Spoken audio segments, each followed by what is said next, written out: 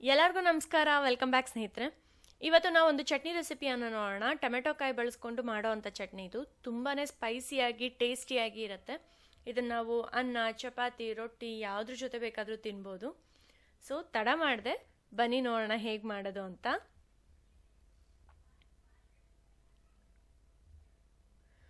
ಮೊದಲು ನಾನಿಲ್ಲಿ ಒಂದು 2 ಟೇಬಲ್ ಸ್ಪೂನ್ನಷ್ಟು ಎಣ್ಣೆ ಹಾಕೊಳ್ತಾ ಇದ್ದೀನಿ ಬಾಣಲಿಯಲ್ಲಿ. ಎಣ್ಣೆ ಬಿಸಿ ಆದ ನಂತರ ಇದಕ್ಕೆ ನಾನು 2 ಮೀಡಿಯಂ ಸೈಜ್ ಈರುಳ್ಳಿಯನ್ನು ಸಣ್ಣ ಉದ್ದಕ್ಕೆ ಹೆಚ್ಚಿಟ್ಕೊಂಡಿದ್ದೀನಿ. ಆ ಈರುಳ್ಳಿಯನ್ನು ಹಾಕೊಳ್ತಾ ಇದ್ದೀನಿ. ಹಾಗೆ ಒಂದು 10 ಹೆಸಳು ಬೆಳ್ಳುಳ್ಳಿ, ಹಾಗೆ ಒಂದು 10 ರಿಂದ 12 ಹಸಿಮೆಣಸಿನಕಾಯಿ. ನೀವು ನಿಮ್ಮ ಖಾರಕ್ಕೆ ಎಷ್ಟು ಬೇಕೋ ಅಷ್ಟನ್ನು ನೋಡಿಕೊಂಡು ಹಾಕೊಳ್ಳಿ. ನಾನಿಲ್ಲಿ ಒಂದು 12 ಹಸಿಮೆಣಸಿನಕಾಯನ್ನು ಹಾಕ್ಕೊಂಡಿದ್ದೀನಿ, ಸ್ವಲ್ಪ ಸ್ಪೈಸಿಯಾಗಿ ಮಾಡ್ಕೊಳ್ಳೋದಕ್ಕೋಸ್ಕರ. ಇದನ್ನೆಲ್ಲ ಚೆನ್ನಾಗಿ ಬಾಡಿಸ್ಕೊಳ್ಬೇಕು. ಈರುಳ್ಳಿ ಬಣ್ಣ ಬದಲಾಗಬೇಕು, ಅದುವರೆಗೂ ನಾವು ಚೆನ್ನಾಗಿ ಬಾಡಿಸ್ಕೊಳ್ಬೇಕಾಗತ್ತೆ. ಇದನ್ನು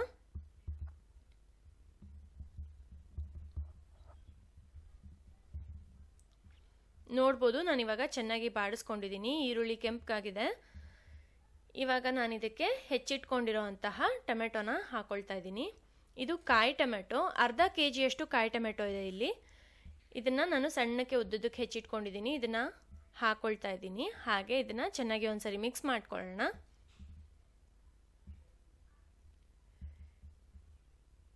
ಕಾಯಿ ಟೊಮೆಟೊ ಅಷ್ಟು ಹುಳಿ ಇರೋಲ್ಲ, ಸೊ ಇದಕ್ಕೆ ನಾವು ಒಂಚೂರು ಹುಣಸೆ ಹಣ್ಣನ್ನು ಹಾಕ್ಕೊಳ್ಳೋಣ. ನಾನಿಲ್ಲಿ ಒಂದು ನಿಂಬೆಹಣ್ಣಿನ ಗಾತ್ರದಷ್ಟು ಹುಣಸೆ ಹಣ್ಣನ್ನು ತಗೊಂಡಿದ್ದೀನಿ. ಹಾಗೆ ರುಚಿಗೆ ತಕ್ಕಷ್ಟು ಉಪ್ಪನ್ನು ಕೂಡ ಸೇರಿಸ್ಕೊಳ್ಳೋಣ.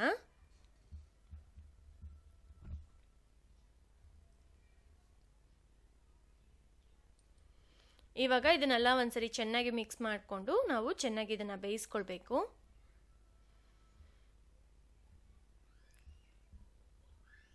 ಇದಕ್ಕೆ ನಾನು ಯಾವುದೇ ರೀತಿಯಾದಂತಹ ನೀರನ್ನು ಸೇರಿಸ್ತಾ ಇಲ್ಲ ಬೇಯಿಸ್ಕೊಳ್ಳೋದಕ್ಕೆ, ಯಾಕಂದರೆ ನಾವು ಉಪ್ಪು ಹಾಕಿರೋದ್ರಿಂದ ನೋಡ್ಬೋದು ಅದರಲ್ಲೇ ನೀರಿನಂಶ ಇದೆ.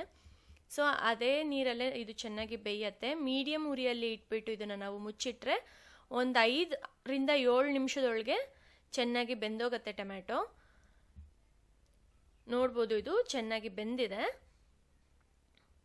ನಾವು ಸೌಟಿಂದ ಒಂದು ಟೊಮೆಟೊನ ಕಟ್ ಮಾಡಿ ನೋಡಿದ್ರೆ ಗೊತ್ತಾಗತ್ತೆ, ಅದು ಸಲೀಸಾಗಿ ಕಟ್ ಆಯಿತು ಅಂದರೆ ಟೊಮೆಟೊ ಬೆಂದಿದೆ ಅಂತ ಅರ್ಥ. ಸೊ ಇದು ಚೆನ್ನಾಗಿ ಬೆಂದಿದೆ, ನೋಡ್ಬೋದು ಇದು ಸಲೀಸಾಗಿ ಕಟ್ ಆಗ್ತಿದೆ ಟೊಮೆಟೊ. ಸೊ ಚೆನ್ನಾಗಿ ಬೆಂದಿದೆ. ಇವಾಗ ನಾವು ಕೊನೆಯಲ್ಲಿ ಇದಕ್ಕೊಂದು ಸ್ವಲ್ಪ ಕೊತ್ತಂಬರಿ ಸೊಪ್ಪನ್ನು ಸೇರಿಸ್ಕೊಳ್ಳೋಣ. ಕೊತ್ತಂಬರಿ ಸೊಪ್ಪನ್ನು ಸೇರಿಸ್ಕೊಂಡು ನಾನು ಸ್ಟವ್ ಆಫ್ ಮಾಡ್ಕೊಳ್ತಾ ಇದ್ದೀನಿ. ಯಾಕಂದರೆ ಟೊಮೆಟೊ ಚೆನ್ನಾಗಿ ಬೆಂದಿದೆ, ಕೊತ್ತಂಬರಿ ಸೊಪ್ಪೇನು ತುಂಬ ಬೇಯೋ ಅವಶ್ಯಕತೆ ಇಲ್ಲ, ಆ ಬಿಸಿನಲ್ಲೇ ಬೆಂದೋಗುತ್ತೆ.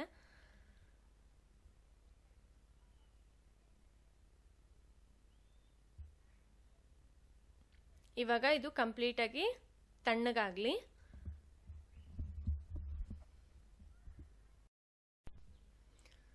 ಇದು ತಣ್ಣಗಾದ ನಂತರ ನಾನು ಇದನ್ನು ಒಂದು ಮಿಕ್ಸರ್ ಜಾರಲ್ಲಿ ತೆಗೆದಿಟ್ಕೊಂಡಿದ್ದೀನಿ.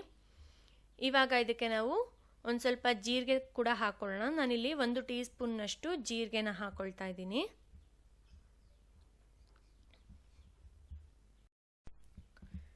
ಇವಾಗ ಇದನ್ನು ನಾವು ತರಿಯಾಗಿ ರುಬ್ಕೊಳ್ಳೋಣ. ಹಾಗೆ ನೀರಿಲ್ದೇ ರುಬ್ಕೊಳ್ಳಿ. ಅಕಸ್ಮಾತ್ ಬೇಕಾದರೆ ಒಂದು ಸ್ವಲ್ಪ ನೀರನ್ನು ಹಾಕೊಳ್ಳಿ ಇದು ರುಬ್ಕೊಳ್ಳುವಾಗ. ನಾನಿಲ್ಲಿ ಒಂದು ಚೂರು ಒಂದು 1/4 ಕಪ್ಪಿನಷ್ಟು ನೀರನ್ನು ಹಾಕ್ಕೊಂಡಿದ್ದೀನಿ. ಹಾಗೆ ರುಬ್ಕೊಂಡು ಬಂದಿದ್ದೀನಿ, ನೋಡ್ಬೋದು ತರಿಯಾಗಿ ರುಬ್ಕೊಂಡಿದ್ದೀನಿ. ತೀರಾ ನುಣ್ಣಗೆ ರುಬ್ಕೊಂಡ್ರೆ ಚೆನ್ನಾಗಿರಲ್ಲ, ಸೊ ತರಿಯಾಗಿ ರುಬ್ಕೊಳ್ಳಿ. ಇವಾಗ ಈ ಚಟ್ನಿಗೆ ನಾವು ಒಂಚೂರು ಒಗ್ಗರಣೆ ಹಾಕೊಳ್ಳೋಣ. ಒಗ್ಗರಣೆಗೆ ನಾನಿಲ್ಲಿ ಒಂದು 2 ರಿಂದ 3 ಟೇಬಲ್ ಸ್ಪೂನ್ನಷ್ಟು ಎಣ್ಣೆ ಹಾಕೊಳ್ತಾ ಇದ್ದೀನಿ. ಎಣ್ಣೆ ಬಿಸಿ ಆದ ನಂತರ ಇದಕ್ಕೆ ಒಂದು ಸ್ವಲ್ಪ ಸಾಸಿವೆ ಸಿಡಿಬೇಕು. ಸಾಸಿವೆ ಸಿಡಿದ ನಂತರ ಇದಕ್ಕೆ ಒಂದು ಸ್ವಲ್ಪ ಹಿಂಗು ಹಾಕೊಳ್ತಾ ಇದ್ದೀನಿ ನಾನಿಲ್ಲಿ.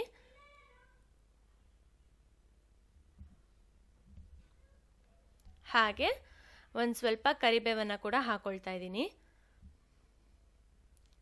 ಇವಾಗ ನಾವು ರುಬ್ಬಿಟ್ಕೊಂಡಿರೋ ಅಂಥ ಚಟ್ನಿನ ಇದಕ್ಕೆ ಹಾಕ್ಕೊಂಡು ಒಂದು 2 ನಿಮಿಷ ಬಾಡಿಸ್ಕೊಳ್ತೀನಿ. ಈ ರೀತಿ ಬಾಡಿಸೋದ್ರಿಂದ ಇದನ್ನು ಒಂದು 2 ರಿಂದ 3 ದಿವಸ ನಾವು ಆರಾಮಾಗಿ ಇಟ್ಕೋಬೋದು, ಚಟ್ನಿ ಹಾಳಾಗೋದಿಲ್ಲ. ಅದಕ್ಕೋಸ್ಕರ ನಾನು ಒಂದು 2 ನಿಮಿಷ ಕೊನೆಯಲ್ಲಿ ಬಾಡಿಸ್ತಾ ಇದ್ದೀನಿ. ಇದಕ್ಕೆ ಯಾವುದೇ ಕಾಯಿ ಹಾಕಿಲ್ಲ, ಸೊ ಇದು ಆರಾಮಾಗಿ ಒಂದು 2-3 ದಿನ ಇರುತ್ತೆ, ಹಾಳಾಗೋದಿಲ್ಲ.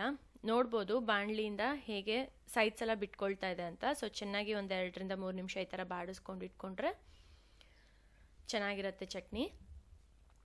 ನೋಡಿದ್ರಲ್ಲ ಸ್ನೇಹಿತರೆ, ನೀವು ಕೂಡ ಈ ಚಟ್ನಿಯ ನಮ್ಮ ಮನೇಲಿ ಒಮ್ಮೆ ಟ್ರೈ ಮಾಡಿ. ರೊಟ್ಟಿಗಳ ಜೊತೆ, ಚಪಾತಿ ಜೊತೆ ಅಂತೂ ತುಂಬಾ ರುಚಿಯಾಗಿರುತ್ತೆ. ಮೊಸರನ್ನ ಜೊತೆ ಎಲ್ಲ ನಂಚ್ಕೊಳ್ಳೋಕೆ ಕೂಡ ತುಂಬಾ ಚೆನ್ನಾಗಿರುತ್ತೆ.